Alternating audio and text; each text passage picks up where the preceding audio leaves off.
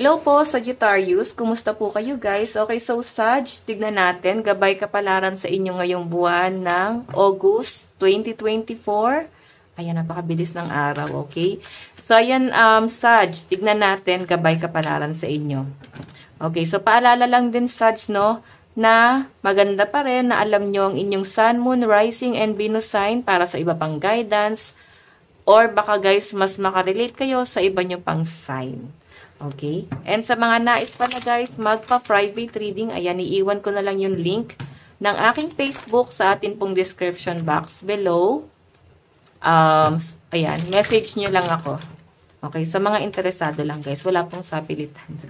Okay, Sagittarius, dun muna tayo sa inyong overall energy. Overall energy po ni Sag. Sagittarius, Sun, Moon, Rising, and Venus sign. Meron tayong, ayan, 8 of Wands. 8 of Wands. Meron tayong Page of Swords.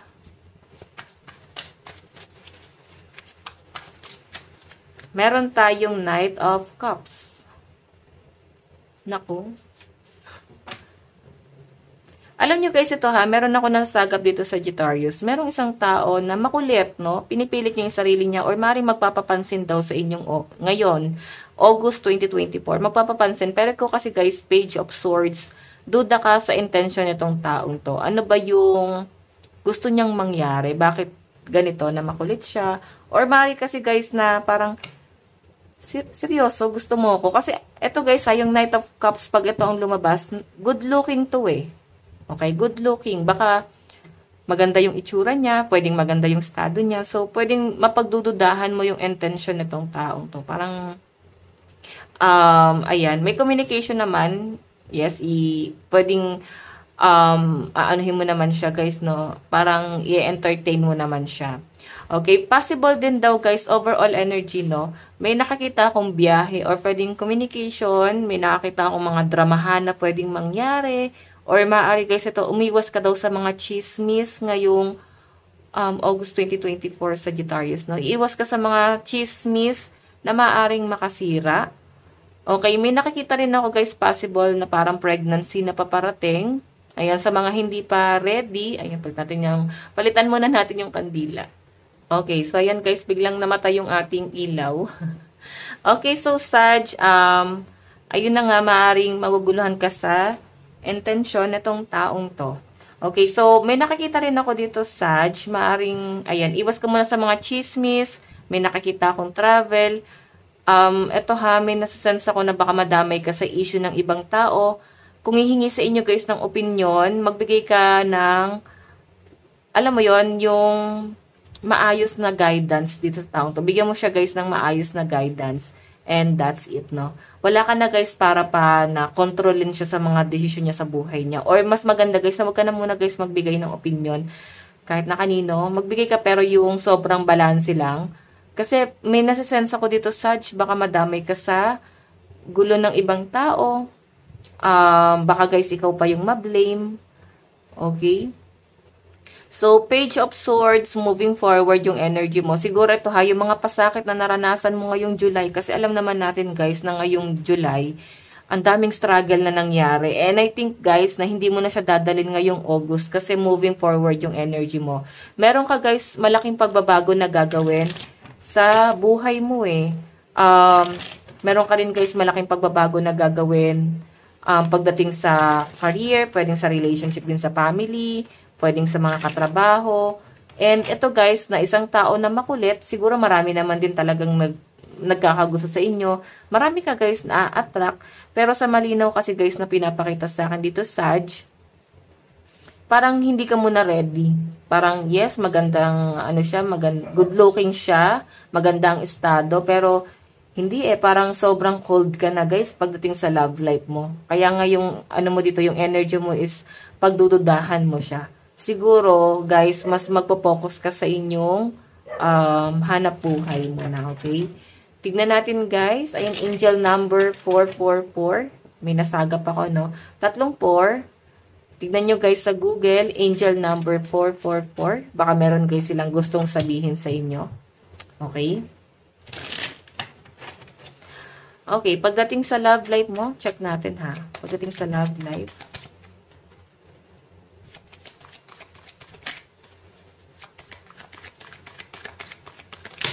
Okay.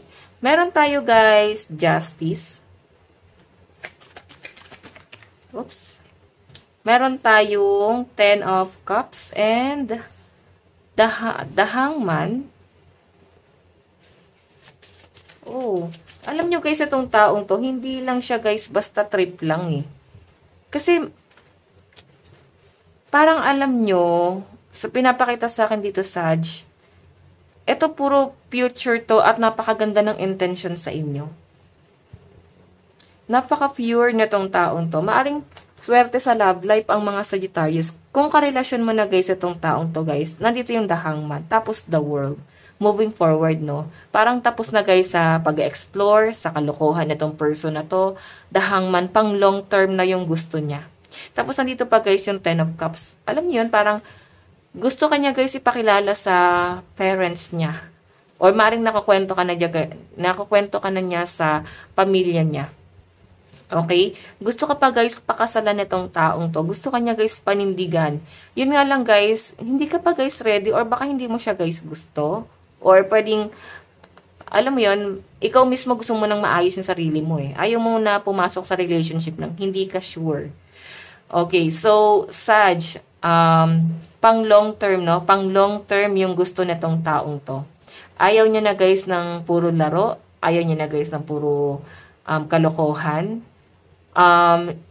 Kung titignan kasi siya guys, no, sa nasasagap ko na energy nitong person na to. Kung titignan kasi siya guys, parang hindi talaga magseseryoso sa buhay eh. Kaya hindi kita masisisi. Kasi parang hindi siya guys ganun kaseryoso sa buhay. Pero guys, moving forward yung energy. Napakaganda ng energy na nasasagap ko. And sobrang balance itong taong to. Okay, yun nga lang guys, expect mo na lang na minsan, busy, hindi kanya guys maharap.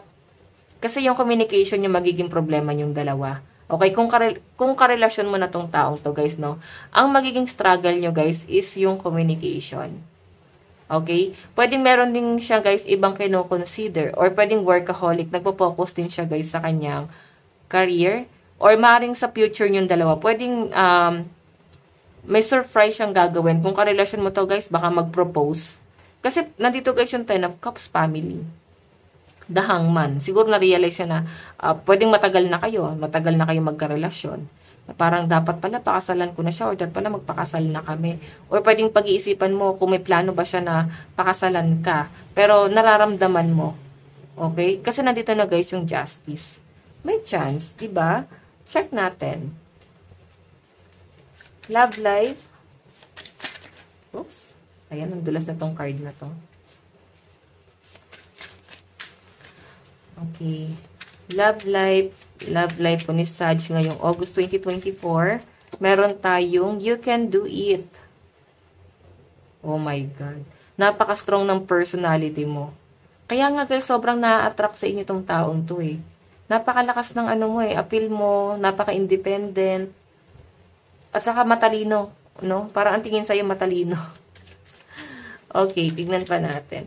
Meron tayong, diba? Dahangman pa rin guys itong ano na to. You know, cool, relax, everything is fine.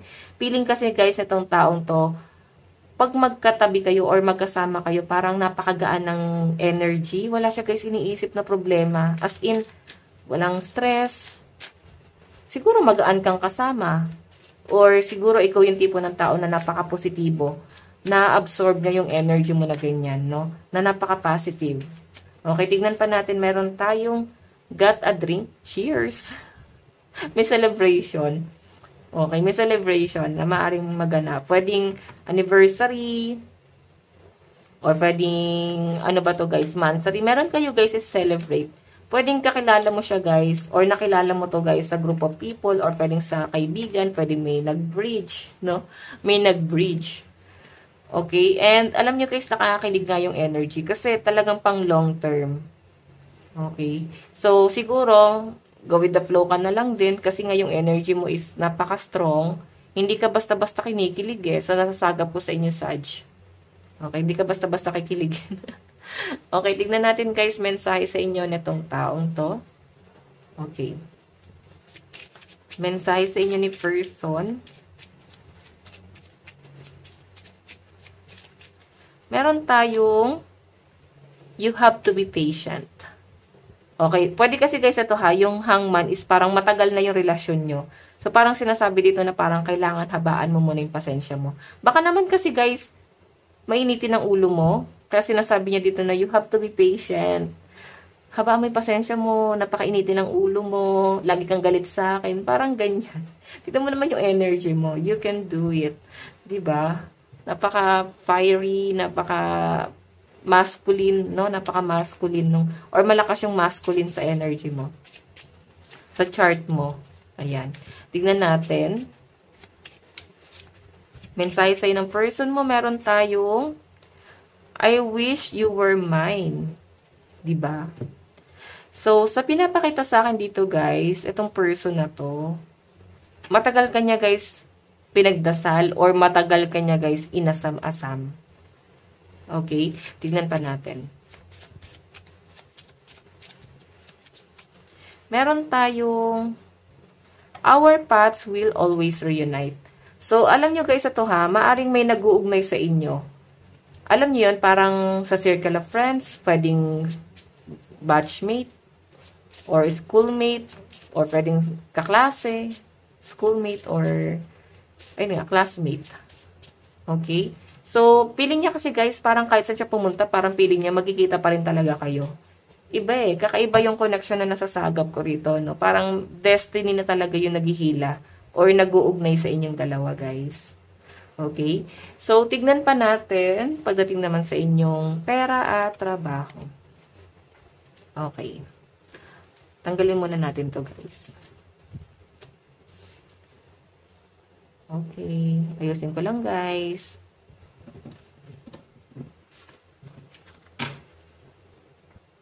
Saan ba yun? Ayan. Pera at trabaho, kaperahan, career and money.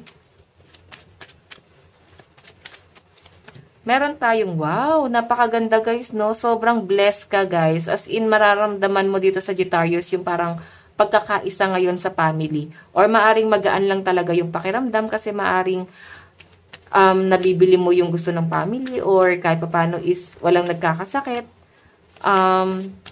May nakakita ko guys na maaring good news na paparating. Dahilan kung bakit magiging masaya kayong family. Okay, meron tayo guys 7 of Cups.